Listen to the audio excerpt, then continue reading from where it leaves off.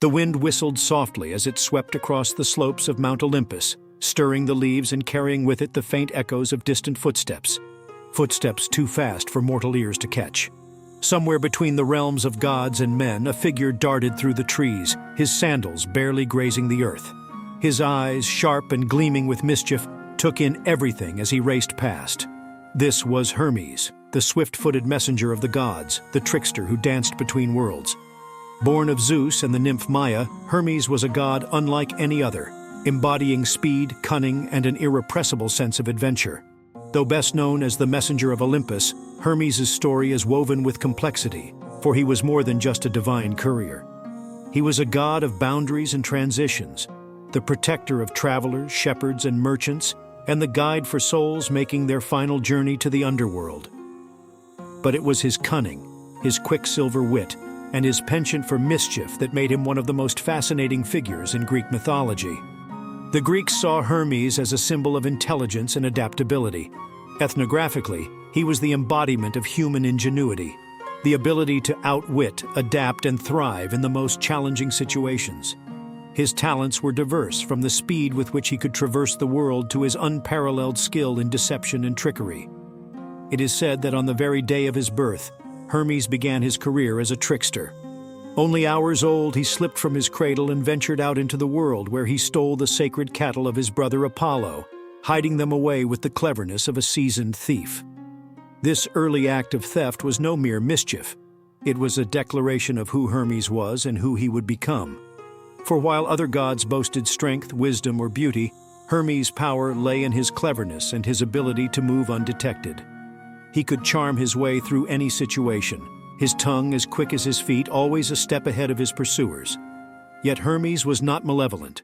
His tricks were playful, and even when he stole, it was with a grin on his face and a heart full of curiosity, as if testing the boundaries of the world he inhabited.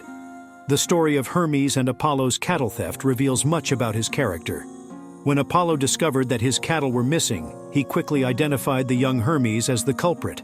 Rather than flee, Hermes met his older brother with a smile and denied everything with such convincing charm that Apollo, though not deceived, couldn't help but admire the audacity of the infant god.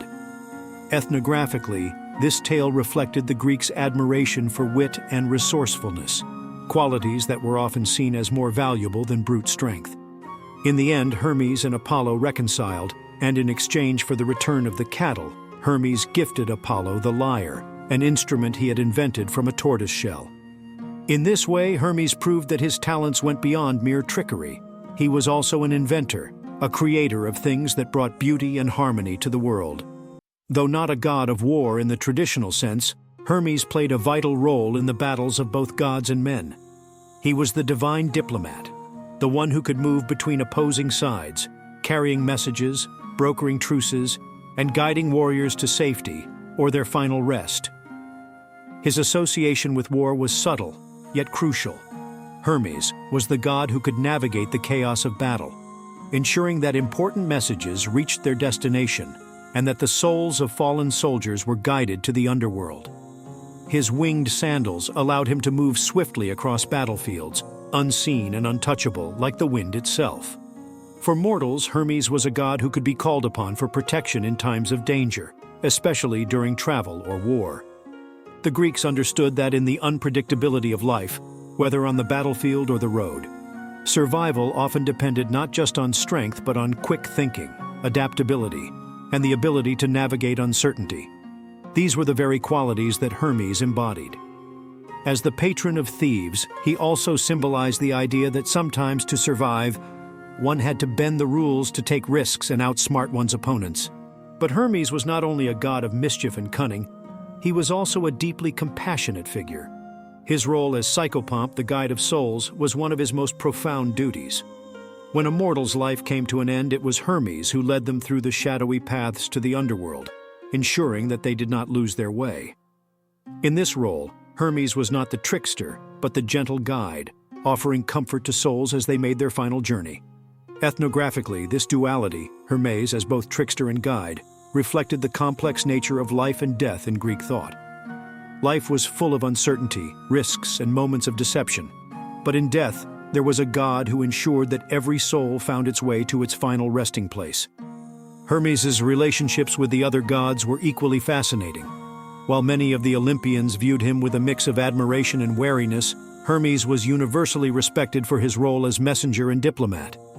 He was the only god who could move freely between Olympus, Earth, and the underworld, a testament to his adaptability and skill in navigating the different realms.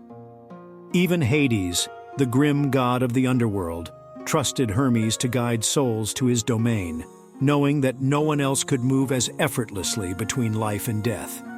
In many ways, Hermes was the bridge between worlds, both literal and metaphorical.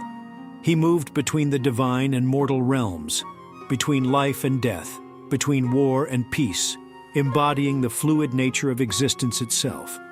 The Greeks, ever practical, saw in Hermes the qualities they valued most in a world of constant change: speed, cunning, intelligence, and the ability to navigate the unknown. Ethnographically, he represented the Greeks' belief that life was not about brute strength but about wit, flexibility, and the ability to seize opportunities when they arose. Hermes was more than just the messenger of the gods. He was the god of transition, the one who could guide you through the most uncertain moments of life, whether that meant outsmarting a powerful enemy or finding your way home after a long journey. His influence could be felt in every aspect of Greek life, from commerce and trade to travel, warfare, and even the afterlife. He was the god who reminded mortals and gods alike that the world was always in motion, that change was inevitable, and that survival often depended on being quick, clever, and always a step ahead. Hermes, the fleet-footed messenger of gods and master of cunning, stands as a testament to the power of ingenuity, the force of wit, and the necessity of adaptability in a world ruled by gods and shaped by fate. His story is not one of brute power, but of cleverness, charm, and the endless possibilities that lie in the spaces between.